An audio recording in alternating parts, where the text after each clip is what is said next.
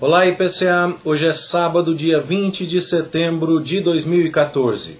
Nós estamos juntos há 755 dias lendo a Bíblia e hoje leremos os capítulos 47 e 48 do livro do profeta Ezequiel.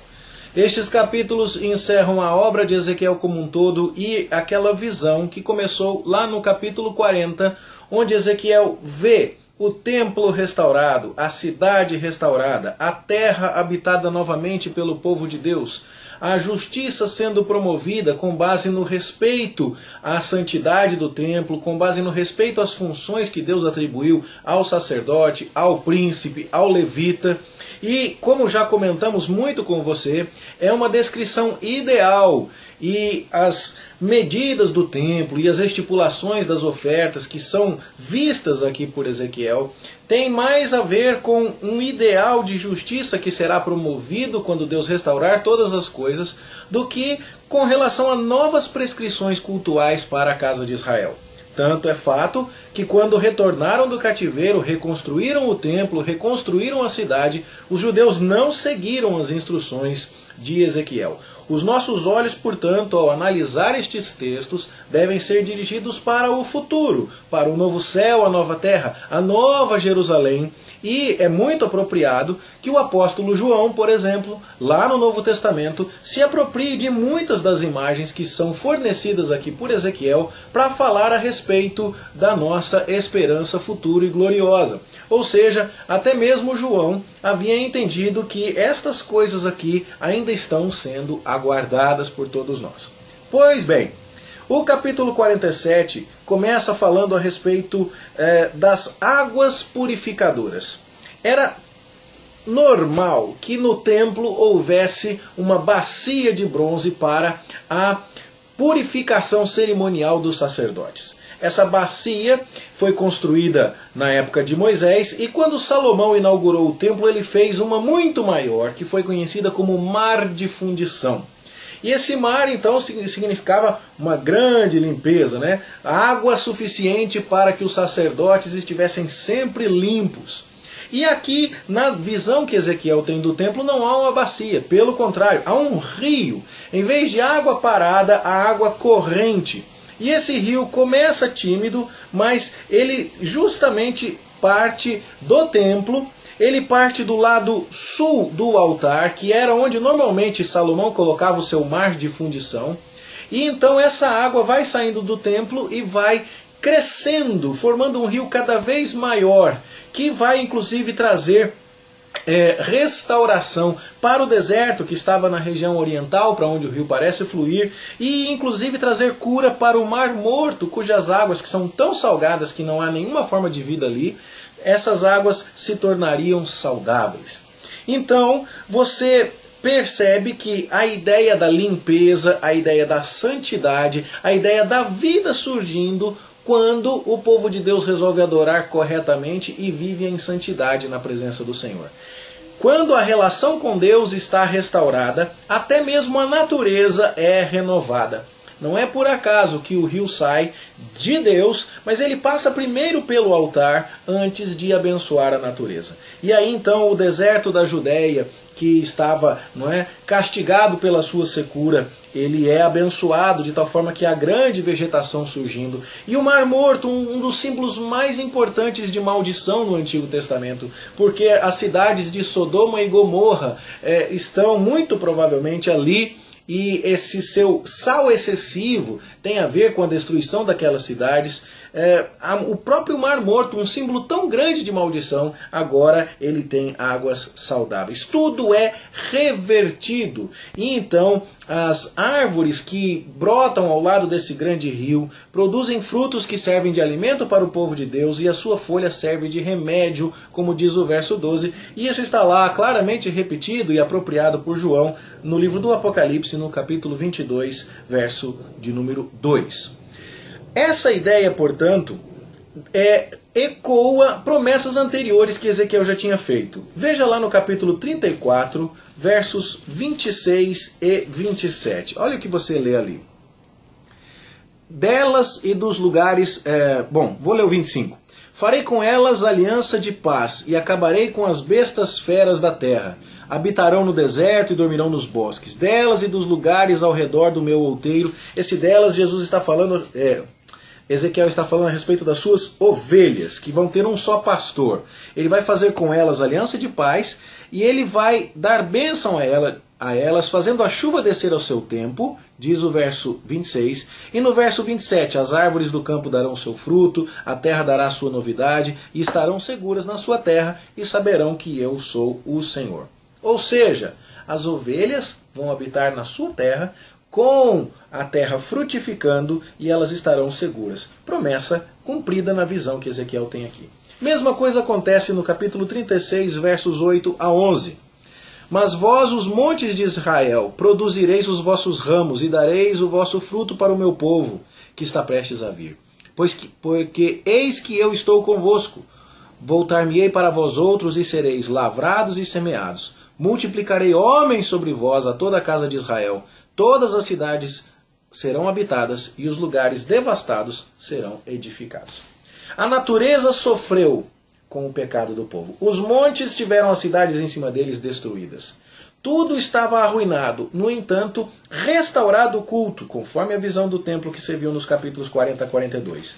Retornando à glória de Deus, conforme você viu no capítulo 43. As ofertas do povo sendo aceitas, como você viu no capítulo 44. A terra sendo repartida, o príncipe exercendo seu papel apropriadamente, como você viu no capítulo 45. Recebendo ofertas do povo, o príncipe patrocinando as festas, patrocinando as ofertas de maneira aprazível a Deus, como você viu no capítulo 46. Tudo vai voltar ao seu lugar. E agora a gente vê no capítulo 47 que o rio de vida que flui do templo, que passa pelo altar, mostrando que primeiro o culto foi restaurado, agora traz vida para toda a nação. Para os montes que antes tinham sido desolados, para as árvores que antes não frutificavam mais, mas agora o povo habita seguro na terra. Fica fácil então de fazer toda essa relação belíssima em relação àquilo que Ezequiel está visualizando. Pois bem, a partir do verso 13 nós vemos as fronteiras da terra que Deus vai dar ao seu povo. E isso ecoa também aquilo que Deus disse lá no capítulo 20, verso 42. Vocês vão saber que eu sou o Senhor quando eu vos der entrada na terra de Israel, na terra que eu, levantando a mão, jurei dar a vossos pais. Então há uma descrição dos limites da terra de Israel que é muito semelhante àquela que Deus fez lá em Números, quando falou qual era a terra que daria ao seu povo. E novamente então você se lembra de muitos papéis em que Ezequiel se coloca numa posição muito semelhante à de Moisés. Então, nessa terra haverá lugar para o povo de Deus e também para os estrangeiros, como você vê a partir do verso 21 do capítulo 47. Os estrangeiros serão como naturais entre os filhos de Israel.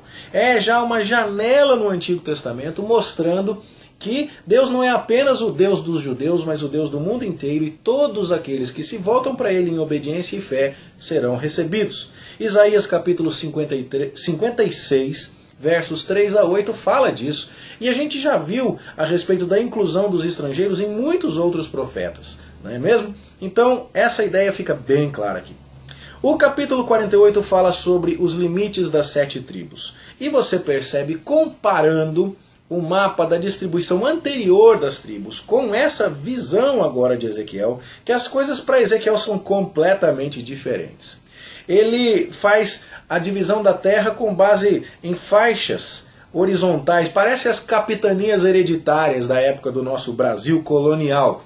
E há uma hierarquia na distribuição da terra bastante evidente. A porção do santuário, aquele lugar da terra que Deus reservou para si em sua soberania, onde o templo seria guardado com a santidade correta. Os sacerdotes zadoquistas é que teriam acesso mais direto. Os levitas teriam seu território e sua porção como separadas para habitar nelas, mas a terra era de Deus. A herança que os levitas tinham era o próprio Deus.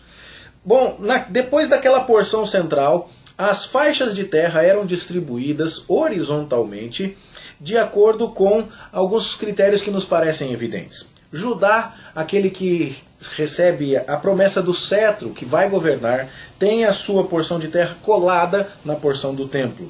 Benjamim, que é o filho de Raquel, a esposa amada, tem a porção do outro lado. E as esposas, os filhos das esposas de Jacó, recebem porções de terra mais perto do santuário. Os filhos das servas recebem porções mais distantes. Mantém-se a dupla porção para José, que herdou a bênção da primogenitura, sendo que seus filhos Manassés e Efraim, cada um deles recebe uma porção, e José, portanto, recebe 2 vezes mais que os seus irmãos. Levi não tem porção, como já dissemos, embora os levitas tenham um território previsto para que eles morem. E assim, você percebe que Deus, em sua justiça, em sua misericórdia, como soberano dono da terra, dá a terra aos 12 filhos de Jacó, como ele havia prometido, e no entanto, ele também mostra a continuidade com o seu plano. A porção exaltada para Judá, a porção exaltada e mais distinta para os filhos das mulheres de Jacó. Mas, embora haja porções sendo dadas também aos filhos das servas, elas são porções em territórios mais distanciados. De qualquer forma, todos eles recebem a sua porção. Todos eles são alvo do cumprimento da promessa de Deus. E em tudo, soberanamente, Deus está cumprindo as suas promessas e fazendo aquilo que bem lhe apraz, como o soberano dono da terra, dono do espaço, dono do templo, que, apesar de tudo, recebe seus adoradores. Assim, você vê limites da cidade, limites do príncipe, não é? As 7 primeiras tribos que estão localizadas ao norte do templo são descritas primeiro, no início do capítulo 48. Então, logo embaixo vem os limites da cidade santa, que estão descritos aí a partir do verso 15, mas tem também a questão dos levitas, que está no verso 13. Fala-se do príncipe, e depois, a partir do verso 23, vem o território das outras 5 tribos que estarão ao sul do território sagrado. E em tudo isso, você vê que haverá acesso amplo para todo o povo de Deus que vier até a cidade santa. E ela tem portas para receber todos eles, e o nome dessa cidade será O Senhor Está Ali. O Deus que havia se retirado, não é, da cidade de Jerusalém, que havia levantado a sua glória do templo, que havia permitido a destruição do seu santuário, que havia expoliado os israelitas da sua terra, agora revela a Ezequiel uma condição completamente nova, onde o santuário será guardado em sua santidade e Deus estará no seu santuário, onde o povo terá uma cidade, e essa cidade terá portas para receber todas as tribos, onde as 12 tribos terão a sua porção de terra e não mais serão expoliadas, não mais serão exiladas. E em tudo isso a gente vê um tempo futuro de restauração, onde Deus certamente cumprirá todas as suas promessas. Se Jeremias terminou falando a respeito do rei Joaquim, que estava no cativeiro e começou a receber rações de Merodach, Evil-Merodach, o filho de Nabucodonosor, aqui você vê Ezequiel terminando a sua profecia, falando a respeito do retorno à terra prometida, do templo e de tudo mais.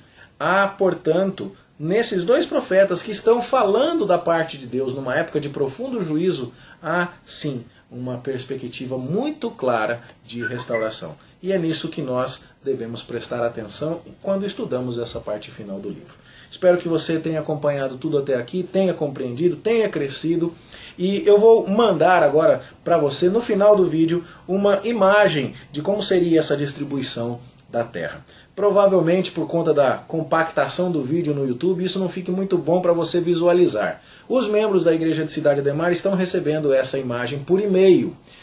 No entanto, se você não pertence à nossa igreja e deseja receber a fotografia, né, a imagem que estará postada aqui ao final do vídeo, basta que você escreva para o nosso e-mail, a secretária vai ter muito prazer em enviar. presbipca@uol.com.br. Bom estudo para você, boa leitura. Semana que vem a gente se encontra para estudar o livro do profeta Daniel. Até lá, se Deus quiser.